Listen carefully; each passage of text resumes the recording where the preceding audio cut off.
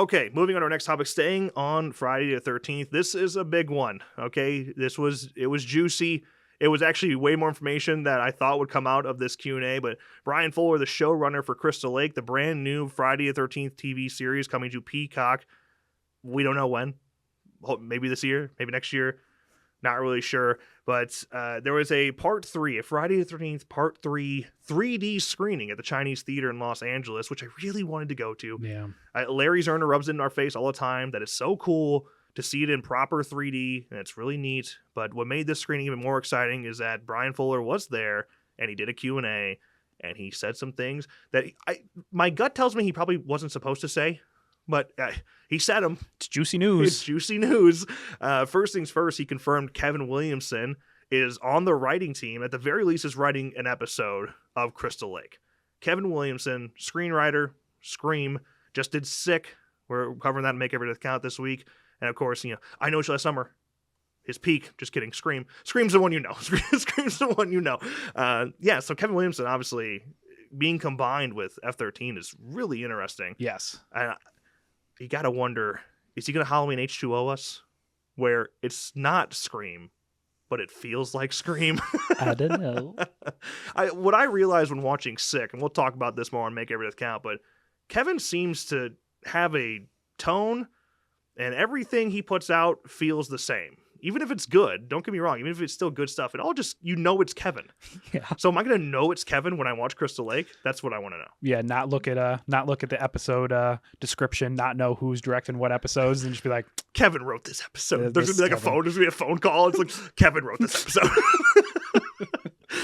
But in my opinion, more exciting than that because it brings up a whole bunch of theories. Adrienne King is confirmed. Alice in the original Friday the 13th. She will be a reoccurring character on the series, which is interesting. One, cool, of course, Adrienne King is back. Yeah. How neat is that? After all these years, she's going to get another chance to play Alice and not die in the first scene of the movie. Talking to you, part 2. Never liked that opening. Love part 2, but man, that opening really did her dirty. Now she's back. She's going to be a reoccurring character in what is supposed to be a prequel. That's what we were told, a prequel series. Now, you tell me right now, how do you make a prequel that Alice is in? Yeah. Reoccurring. Right. That's interesting. Maybe it is kind of like a Bates Motel type of thing.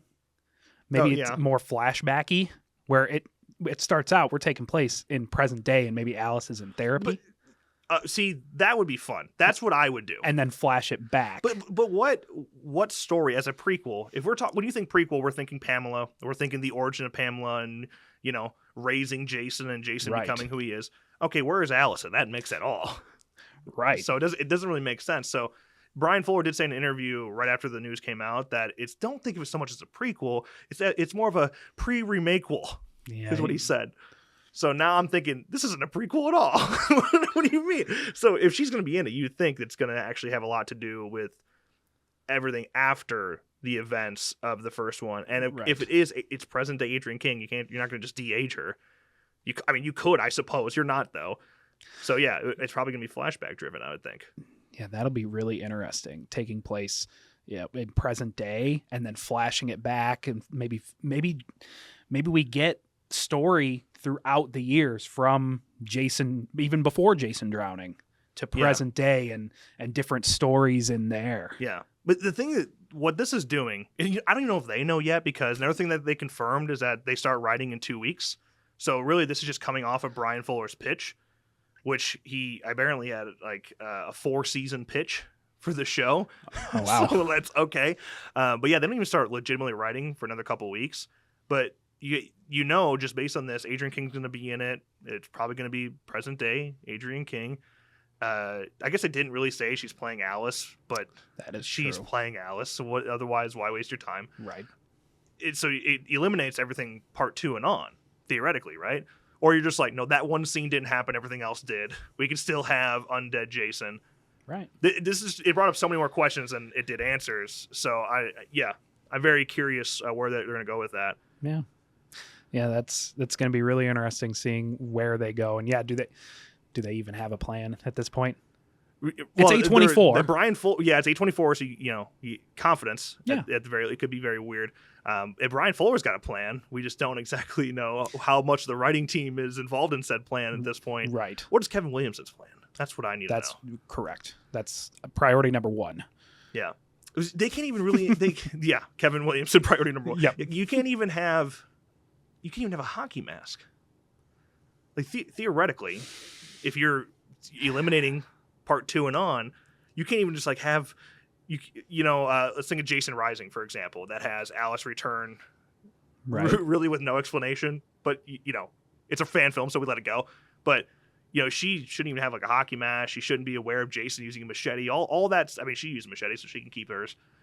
I'm just saying, like, that all that story kind of goes away. So where does this go? Right. Yeah, that's what I was saying. Maybe it takes place throughout the years and everything happened except the one scene at the beginning of part 2. Yeah, it's just recreating all the scenes throughout the franchise. You see her in the bushes just looking on.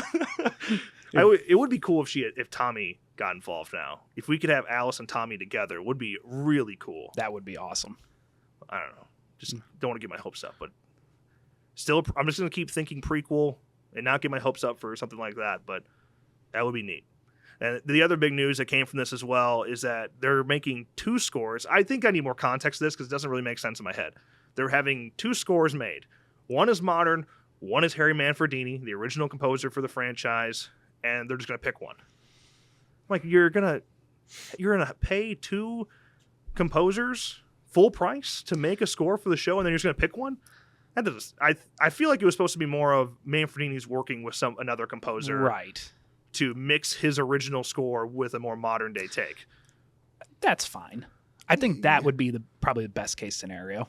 Yeah, I mean, Manfredini could. I mean, let's look at the best way to look at this is go listen to Vengeance, the first Vengeance film. That was an original score from Harry Manfredini. Mm-hmm. So I think that sounds fine. It sounded like Friday the 13th, but it also sounded decently modern. Yeah. So Manfredini can do it. Yeah. Mix him with, I don't know who you'd want for. How about we just get John Williams and Manfredini? Who were you thinking? You were nodding as if there was somebody in your mind. No, I was just Marco Beltrami, and Yeah. Harry Manfredini. Yeah, there you go. We're just gonna get Marco Beltrami, Kevin Williamson. Go get Nev Campbell to play I don't know who, somebody, Alice's daughter. They're pretty close in age, so that's not going to work. Yeah. Oh, shit. Scream, the Crystal Lake series. Can't wait. I'm on it. The whole point was, though, it's getting exciting. Things are starting to get hectic around here, and in 2 weeks they start writing. As for when they're shooting, Brian Fuller is actively working on a movie right now, so I'm not sure what we're looking at timeline here when they actually will start shooting, but it's probably not till at least Q2 probably Q3. Right. If they're just starting to write now and Brian Fuller's working on a movie, I would assume wouldn't be able to commit much time until at least Q3. Yeah, right. Probably right at the end of summer, maybe. Right. We'll see what happens. Exciting stuff, though. Excited to see what else comes from Crystal Lake.